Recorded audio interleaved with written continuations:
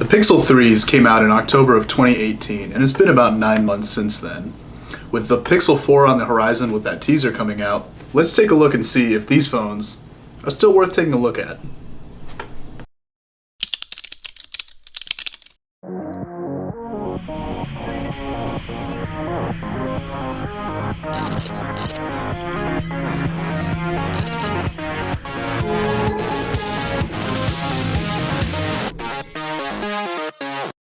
With many price reductions and deals throughout the current lifespan of the phone, it didn't really make sense to purchase these on release, and I don't believe that it can take full advantage of Qualcomm's quick charge technology, instead its prioritization of USB PD. So the pros of this Pixel 3 over its previous generations and other competitors: retaining the front firing speakers. Though they're not the loudest, they're perfectly clear and really capable of projecting sound towards you when consuming your media. The solid screen and the build quality of this OLED is really nice, and some of the other things that we've noticed as a con is the weaker chipset. When this phone came out, it was perfectly capable, but as of now we've gotten to competitors using Snapdragon 855s. And with only having 4 gigs of RAM, multitasking for some might become a little bit difficult. There are phones now with 6 and potentially up to 8 gigabytes of RAM coming out soon. When the phone shipped out, they had the Qualcomm Snapdragon 845, and at this time there are now phones with the Snapdragon 855, putting it in a little bit less of a competitive edge than the other phones. One of the other things is this phone came out with 4 gigabytes of RAM, and there were phones at the time with 8 or more gigs, and the other thing is that they suffered quite a bit from RAM management usage, having apps fail and that kind of thing while just resting in the drawer. I have been using this phone as my daily driver for about 4 months now, beside the iPhone SE. During everyday usage like texting, calling, consuming media, I didn't notice much of a difference coming from my last phone, the Moto Z2 Force. But getting closer to the end of the day is where I did. Battery life. The phone that I had previously used had an almost combined milliamp hours of 6,000 that included a Moto Mod battery pack, which in itself was almost 3,500 milliamp hours. That being said, I would always find myself needing a charge by the end of the day for sure, and sometimes in the middle of the day. With the quick charging capability, that was a pretty nice feature, but having to top up every so often was not that great. There are things Google has done to mediate this. There is a power saver mode and a battery optimization service built into this phone. That helps a little bit, but for more power users, I think I would recommend the Pixel 3 XL, which has just a little bit of a bigger battery. I no longer want a large, bulky phone, and I think that this being a capable one-handed phone, some of the people who may want the Pixel 3 XL may be flaunted by the larger size. The Pixel 3 came out at $799, and that was the entry model, which is quite a bit of a high asking price. I personally picked this up in the March of 2019 when they went on sale for a discount of $599. And at that price, I think I can recommend the Pixel 3.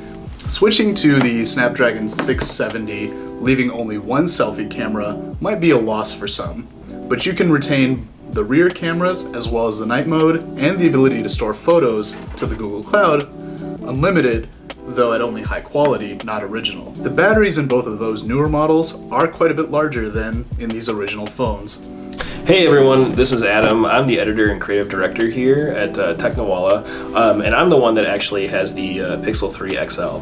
I bought the Pixel 3 XL the day of because I could not wait to get it. I actually was an owner of the original Pixel, and so I kept that around for 2 years. It was losing a lot of battery life, and the GPS system actually stopped working. I literally couldn't use it anymore for that, which I need that a lot. So it didn't work out for me, and I was really excited to purchase the Pixel 3 XL. XL. That turned out to be a bad idea because the Pixel 3 XL actually ended up going on sale, I think even a month after, and people weren't even buying it for full price anymore. Sitting at that $1,000 mark, it definitely isn't worth the buy right now, but since it's gone down several times, like $200-$300 less, it's totally worth it. I've been really happy the entire time, despite the notch, even though that was kind of a big problem with a lot of people when looking at this new phone. I generally stick to just like calling, texting, a few apps. I play a few light games. I was really addicted to Fire Emblem Heroes when it came out, and I've played a little bit of the new Langrisser game, but that's all I really do in terms of power user. 4 gigabytes of RAM weren't really an issue for me. I'm also the kind of person who just closes an app after I'm done using it. You'll never find more than 5 apps open on my phone at a time. So for the price though, we definitely deserve 6 gigabytes of RAM at the very least, especially with the OnePlus 7 and 7 Pro coming in at 6 or 8 gigabytes of RAM, undercutting this phone's original price by $300-$400. It's really not okay that we only ended up with 4 gigs. So I would recommend the phone at a discounted price, but full price, it's definitely not worth it. But if you're looking at an Android phone, it's still a really great phone. I've been happy with it the entire time. The battery life on this phone has been great for me. My job is a really long job. I'm usually there from 7 a.m. sometimes till 9 p.m. and it lasts me the entire day. So you're looking at a really solid battery life, even though it's only sitting around 3,500 milliamp hours. The screen is really enjoyable for viewing content. The notch, you don't notice it, and in the YouTube videos, you can zoom in, zoom out, whether you like it or not. So it's really not noticeable. And then finally, for that RAM management thing, crashes for me were few and far between. It's just really not a big deal, I think, for a lot of people. So don't overuse your phone, and you won't get that happening to you anyways, even though Google fixed it for many users. So how does the Pixel 3 compare when we pit it against its competition? The Pixel line was essentially created to counteract Apple's iPhone, and in a way it does that. It gives Android fans the ability to go completely stock while also allowing them to receive monthly security updates before any other device, as well as having first access to beta software and OS updates. In a way, it's a great alternative to the iPhone. Unfortunately, the iPhone has the Pixel beat in many categories such as speed and an accessible and pleasing to look at app selection. The area where the Pixel hands down wins is its camera. The Pixel camera is still the best in the business at capturing a shot that is very usable on the most consistent basis. Photos are vibrant without being oversaturated, and HDR Plus does an amazing job of balancing all aspects of a photo. This leads us to whether it is still worth it to buy either of these phones. The Pixel 3 has been out for 9 months and has gone through many price adjustments since its launch.